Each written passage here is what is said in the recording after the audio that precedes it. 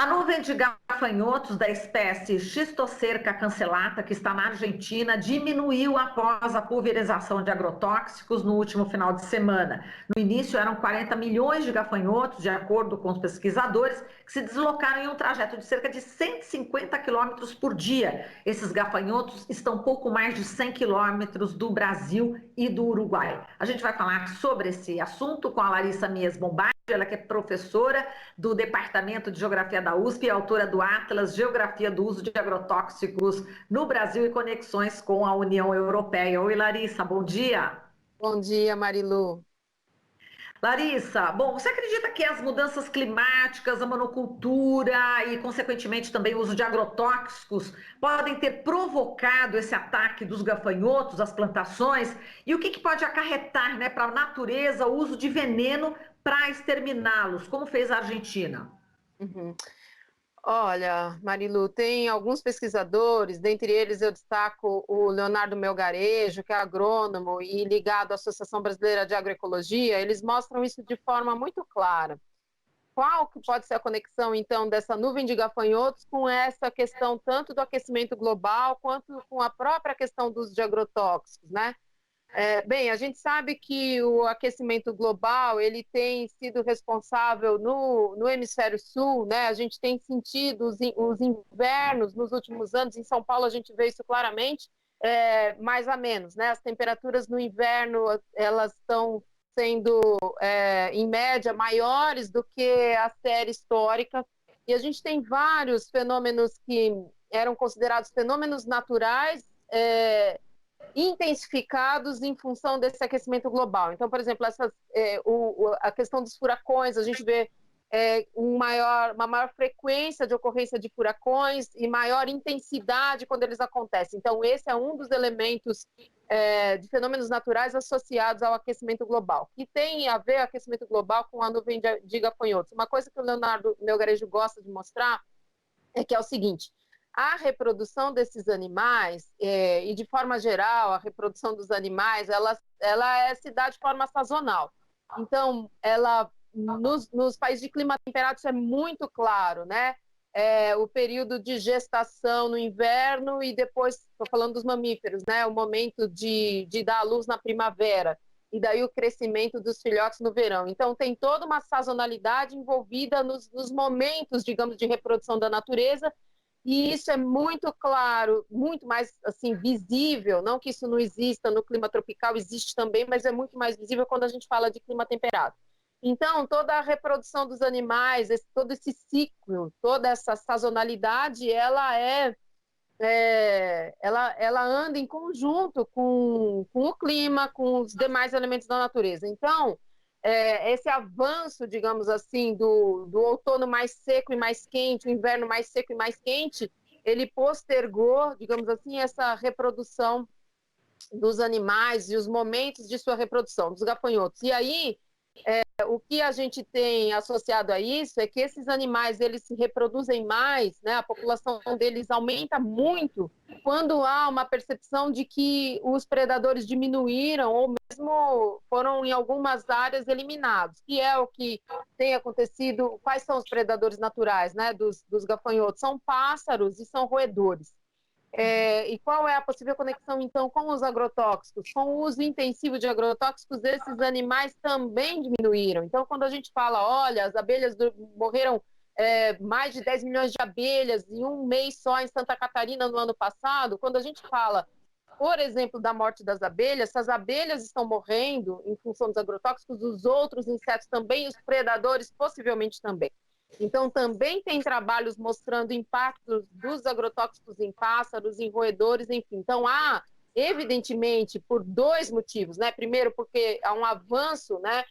Os grandes cultivos, eles têm avançado também sobre áreas que antes eram florestadas, então há uma conexão evidente entre o desmatamento e o avanço disso que a gente chama de fronteira agrícola. Então, num primeiro lugar, há a supressão dos habitats naturais e, portanto, de uma série de espécies ou de indivíduos de uma mesma espécie, e o que acaba acontecendo é que diminui ou, em alguns locais mesmo, somem os predadores naturais dos gafanhotos, que são os roedores e os pássaros. Então, essa nuvem, ela sem dúvida está associada a um desequilíbrio ecológico. Elas já aconteceram em outros momentos históricos, né? Dessas nuvens de gafanhotos aqui na América do Sul mesmo, nos anos 30, nos anos 60, na Argentina, no Paraguai, no Brasil, e esses momentos foram momentos de grande avanço de desmatamento. Na Argentina foi um período, quando isso ocorreu, foi um período de desmatamento de milhares de hectares num período muito curto de tempo. Então, falar nesse tipo de nuvem é falar de um desequilíbrio ecológico que está subjacente a ele, que está por trás dele. Então, há um desequilíbrio ecológico que provoca outro, né? É isso que está envolvido nessa nuvem de gafanhotos. Certo. Agora, o governo brasileiro, estou vendo aqui, inclusive na agência pública, que o Ministério da Agricultura autorizou também a importação de agrotóxicos não aprovados para certas culturas, mas ainda não definiu quais, né? Que inseticidas usados por outros países para combater os gafanhotos também são fatais para abelhas e outros insetos, como você acabou de falar. E agora, Larissa, como é que o governo brasileiro, como é que você está analisando a postura do governo brasileiro em relação a essa possível entrada ou não desses gafanhotos em Santa Catarina, Rio Grande do Sul? Eu acho que isso é muito temerário, né? Era isso que nós estávamos já temendo na semana passada, quando foi noticiada essa nuvem de gafanhotos, é justamente de que possivelmente o combate seria por meio de agrotóxicos. É muito perigoso isso. Então, olha, então vejamos, né? A gente já tem uma nuvem de gafanhotos que é resultado de um desequilíbrio ecológico causado por esse modelo hegemônico, digamos assim, de agricultura baseado no uso intensivo de agroquímicos, e a gente vai combater, entre aspas, um desequilíbrio ecológico provocando um outro. Por que eu estou dizendo provocando um outro? Como é que, embora a gente ainda não saiba quais são os agrotóxicos que serão utilizados, exatamente o nome ou o nome do ingrediente ativo, mas a gente sabe que os inseticidas, aliás, uma grande parte dos inseticidas, e quando a gente olha para o rol dos 10 mais vendidos no Brasil, a gente tem alguns que são proibidos na União Europeia, dois deles, um é neurotóxico e outro provoca disrupção endócrina, casos de hermafroditismo em sapos, por exemplo. Então, a gente, na verdade, é possível que, se essa nuvem chegar e for combatida com inseticidas, é possível que a gente tenha outros problemas ecológicos que a gente não consegue ainda mensurar quais.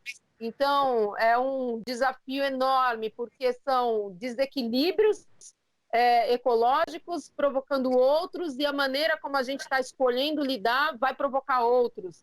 Não só impactos do ponto de vista do meio ambiente, da fauna e da flora, mas, eventualmente, também para a população humana que vive e trabalha, ou mesmo, muitas vezes, habita próximo desses lugares. Então, é muito, muito difícil a gente encarar isso numa perspectiva positiva. Pode ser muito impactante. Os inseticidas, eles são muito tóxicos, como eu disse, alguns deles são neurotóxicos, associados a uma variedade enorme de malefícios à saúde. A gente sabe que os inseticidas, alguns deles são organofosforados, é um grupo químico que está associado a provocar casos muito graves de depressão profunda, e a gente sabe que em alguns locais já estudados no Brasil associam a exposição a organofosforados a aumento de casos de suicídio, enfim. Então, se essa escolha for tomada, é uma escolha que pode ser nefasta tanto para a saúde humana quanto para a saúde ambiental. Perfeito. E Larissa, falando em gafanhotos, a gente teve aí um vídeo que viralizou exatamente no município de Ananás, no norte de Tocantins, onde tem assim uma devastação assim, realmente de milho, arroz que os gafanhotos comeram, pés de mandioca, de coqueiro, e viralizou em contato com jornalistas também lá de Tocantins, especialistas. Eles confirmaram, foi no começo desse mês, estava no começo ainda essa questão, e a gente está sentindo também os gafanhotos no norte do nosso país, quer dizer, esse desequilíbrio, enfim, é generalizado, né? Quer dizer, a presença de gafanhotos em Tocantins mostra isso, né, Larissa? Exatamente. O que a gente tem, se a gente olhar para o estado do Tocantins, a gente tem. O Tocantins é basicamente cerrado. A gente sabe o quanto o cerrado já foi impactado e já foi a grande parte do cerrado, da vegetação nativa do cerrado suprimida. No Brasil sempre houve esse discurso, os solos do Cerrado são frágeis, a gente pode adaptar, quando puder, vamos adaptar para grandes culturas. O que a gente vê no Tocantins é o avanço das monoculturas, sobretudo da soja e da cana-de-açúcar, e as tragédias ambientais elas vão acontecer mesmo. Eu vi esse vídeo, é muito triste, é um agricultor, é um camponês, ele tem uma variedade de culturas, ele vai mostrando uma por uma o que aconteceu, não é? No sítio dele, ele fala do coco, ele fala do milho, enfim, então é evidente, é muito claro e evidente que qualquer forma, que essas formas, nas dimensões que elas têm hoje no Brasil, eu não sei se as pessoas têm a ideia dessa dimensão, mas eu gosto de dar esse exemplo, que é o seguinte: a gente tem uma área de soja no Brasil que equivale à Alemanha inteira, então é disso que a gente está falando. Então, quando a gente está falando de desmatamento, é dessa ordem que a gente está falando. Então, não é possível, evidentemente, a gente achar que vai ter uma ação dessas na natureza, transformando algo que é em si biodiverso, porque falar em Cerrado, falar em Amazônia, falar em Mata Atlântica é falar no clima tropical, é falar em biodiversidade. Então, não é possível que a gente imponha a monocultura em qualquer parte do planeta, mas, sobretudo, nessa faixa, que é a faixa tropical, e pensar que não vamos ter desastres ecológicos associados a isso. Eu acho que esse é mais um elemento que mostra um dos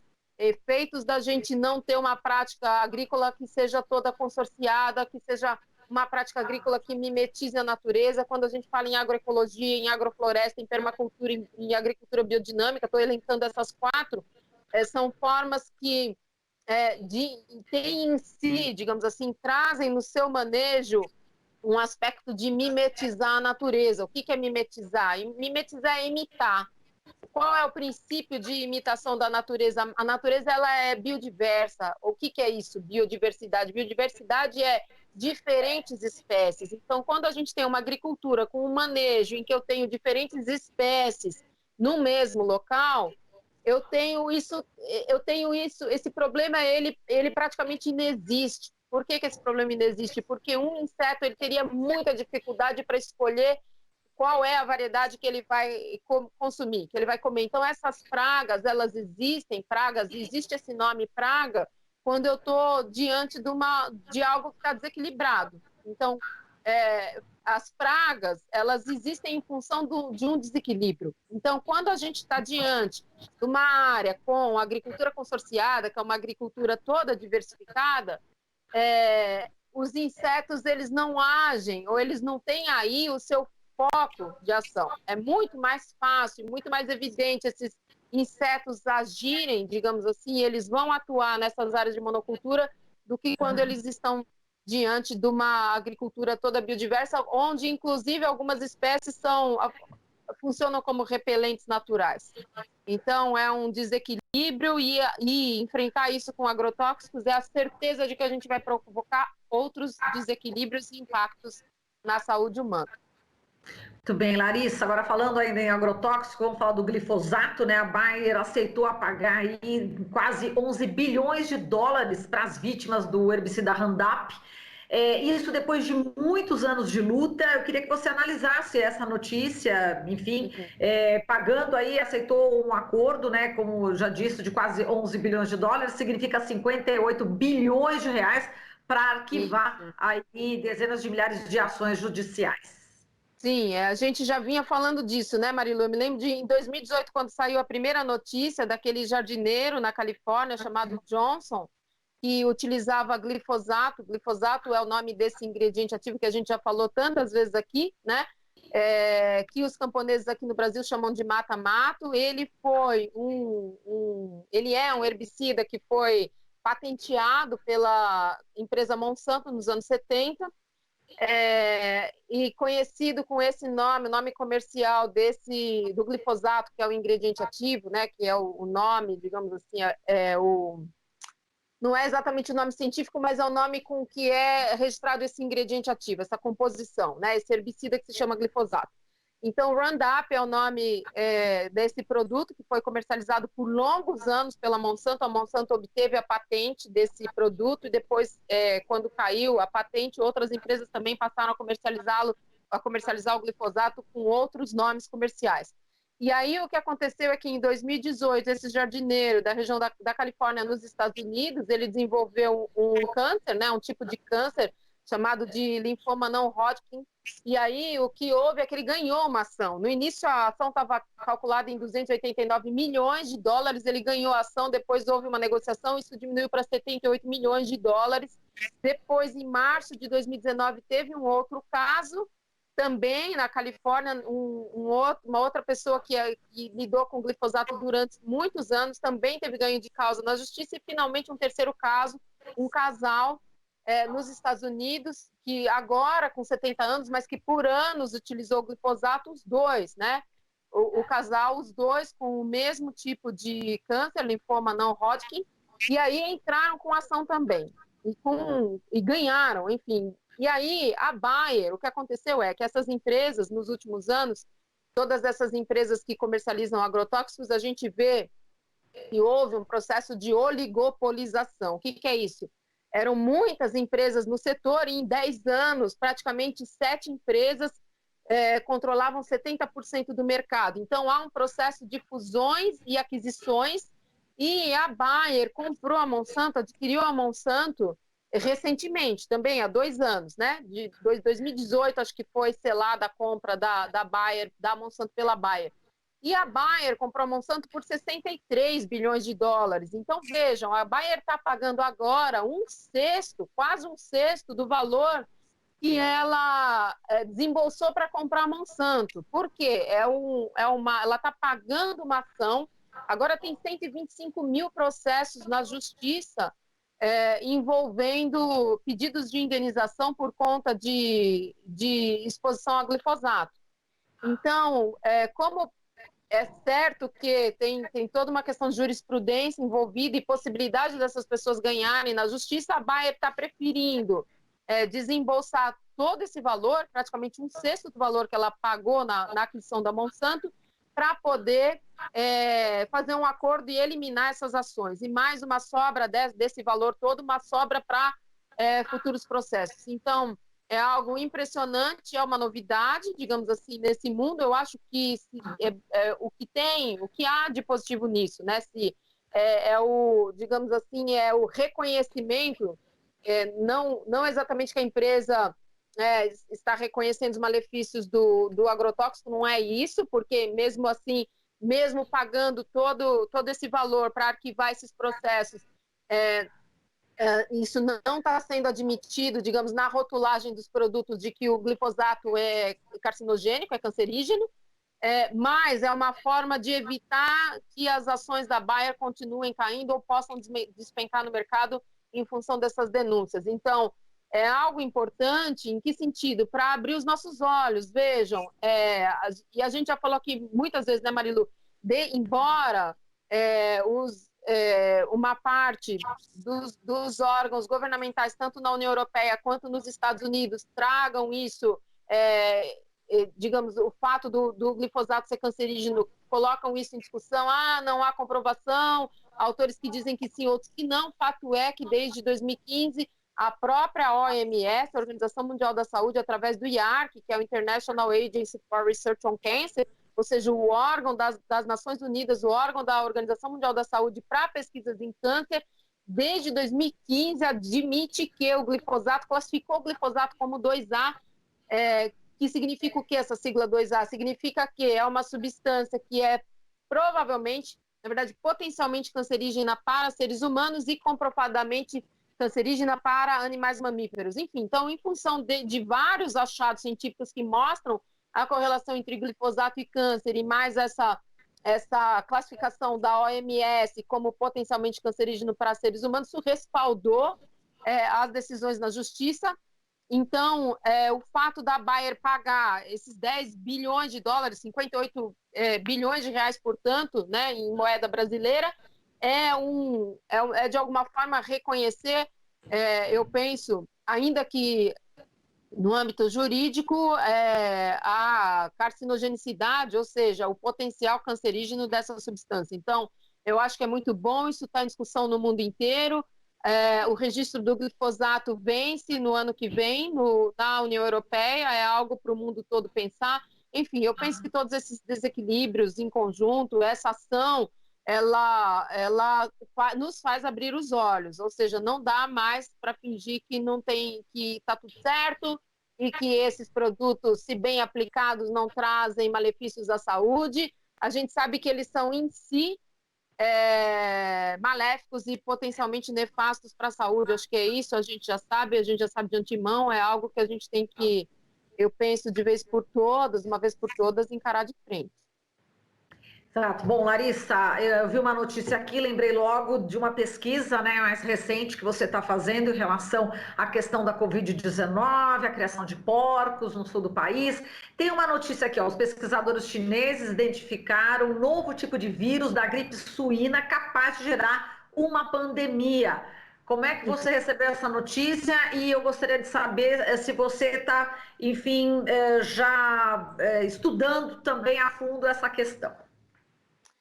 É uma coisa que a gente já falou aqui, né, Marilu, em outro programa, enfim, a gente está trabalhando com a hipótese, falando ainda da Covid, depois a gente pode falar um pouco dessa nova modalidade de vírus. A gente, não só nós, né, eu e quem somos esse nós, né, os coautores do artigo, escrevemos um artigo, o professor Imo Fiebig, que é um professor alemão, professor honorário da Universidade de Nottingham, mais o Pablo Nepomuceno, que é o nosso, é doutor em cartografia, mas é o técnico do nosso laboratório de geoprocessamento na USP, e nós escrevemos um texto que é um paper de discussão. É o quê? É um texto em que a gente traz algumas hipóteses. Então, qual a hipótese que a gente trouxe, que também já foi trazida por autores que nos precederam, a hipótese de que pode ser que o coronavírus tenha vindo para os seres humanos por meio dos porcos. Por que a gente trabalhou com essa hipótese? Porque essa criação intensiva de animais é uma criação em que os animais são potencialmente, quando eu digo potencialmente, pode ser que eles estejam numa condição de imunodepressão, ou seja, com o seu sistema imunológico frágil e suscetível ao desenvolvimento de infecções, porque são animais que são criados de forma confinada, são animais, quando eu digo confinada, é não ter espaço para se locomover, não é pouco espaço, é sem espaço de locomoção, sem acesso ao ar livre, sem acesso ao sol, e sem possibilidade de exercer suas práticas mais elementares, seus hábitos mais elementares que a gente conhece, inclusive com verbos no Brasil.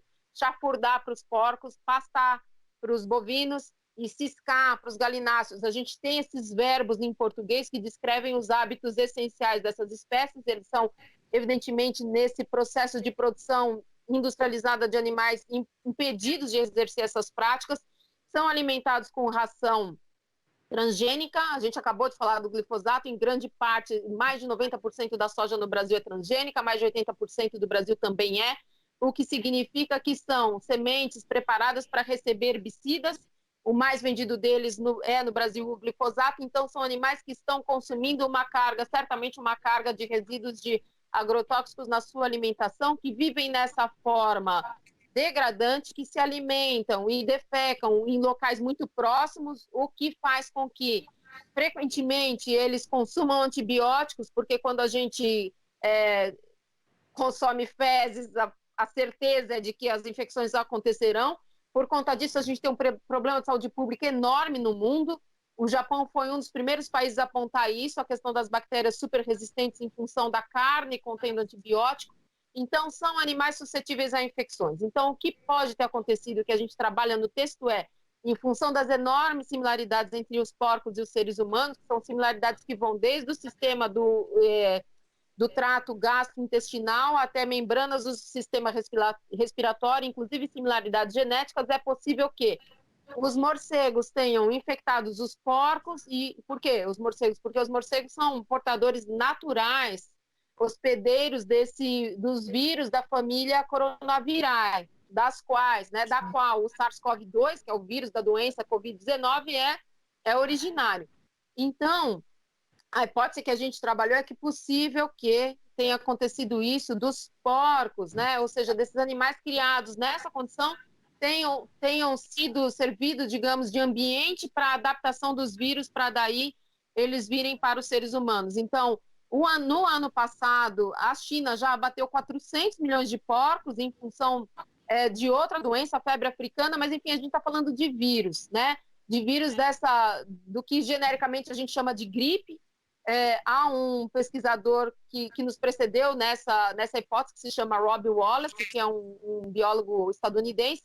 Ele trabalha com essa ideia, ele tem um livro que se chama Big Farm Make Big Flu, quer dizer, grande produção provoca grandes gripes, enfim, é possível que... Então, isso já vinha sendo levantado, e agora essa matéria que você leu o título está trazendo isso. Então, o que os pesquisadores da China identificaram é um novo vírus capaz de ter essa possibilidade de se tornar pandêmico. A gente continua trabalhando nisso, nessa possibilidade, inclusive e aí eu vou insistir, há uma hipótese, o que a gente precisa é que os animais sejam testados, precisamos de equipes interdisciplinares para termos certeza de que os animais não estão retransmitindo agora para os seres humanos. Por que eu estou dizendo isso? Os escândalos envolvendo pessoas infectadas por Covid-19 no mundo inteiro são grandes, acho que todo mundo está acompanhando a quantidade de trabalhadores em frigoríficos, não só no Brasil, mas em outros países também, que se infectaram. Os frigoríficos como um novo local na Alemanha, isso ficou muito claro, na região da Baixa Saxônia, que é o noroeste da Alemanha, houve um novo foco, um novo outbreak, um novo surto de Covid em função dessa indústria, de uma das indústrias, uma grande indústria processadora de carne de porco. Então, o que pode estar acontecendo, e que, na verdade, a gente precisa de mais estudos, eu vou insistir, é uma hipótese, é que os animais possam também estar disseminando. Então, a gente tem duas coisas ao mesmo tempo: péssimas condições de trabalho. Muitas vezes a gente tem, e aí isso vale para os Estados Unidos e vale para a Alemanha, trabalhadores migrantes trabalhando com extensas jornadas de trabalho, muitas vezes, e sempre, né, claro, frigoríficos são ambientes frios, os trabalhadores muito próximos uns dos outros, alguns deles migrantes, morando em alojamentos. No caso dos Estados Unidos, os migrantes são migrantes latinos, no caso da Alemanha, são migrantes que vêm do leste europeu, alguns nem falam alemão, muitos são romenos, enfim. Então, a gente tem uma conjuntura muito degradante do universo do trabalho, da questão do trabalho humano, e uma outra questão degradante, que é a condição desse criatório. Então, o que a gente está entendendo é que possivelmente esses dois elementos agregados estejam amplificando a pandemia e o número de pessoas infectadas. Então, a gente mapeou, Marilu, já Alemanha e Estados Unidos também. Há uma enorme correlação espacial entre as áreas de produção, criação intensiva de porcos ou frigoríficos, e aquelas em que há novos focos de pessoas infectadas com Covid-19. Então, é algo que já chamava a nossa atenção, então, por isso continuamos esse mapeamento, e é visível, é notável essa correlação espacial. Eu acho que chegou a hora da gente abrir os olhos para essa questão, e esse novo achado dos cientistas chineses só corroboram algo que a gente já vinha apontando como uma possibilidade real disso estar acontecendo. Tá certo, Larissa. Larissa, a gente agradece demais aqui a sua participação. Um forte abraço para você e até a próxima, hein? Eu quem agradeço. Até. Até. Falamos aqui com Larissa Mies Bombardi, pesquisadora e professora do Departamento de Geografia da USP, autora do Atlas Geografia do Uso de Agrotóxicos no Brasil e Conexões com a União Europeia. Você está ouvindo Jornal Brasil Atual. As notícias que os outros não dão.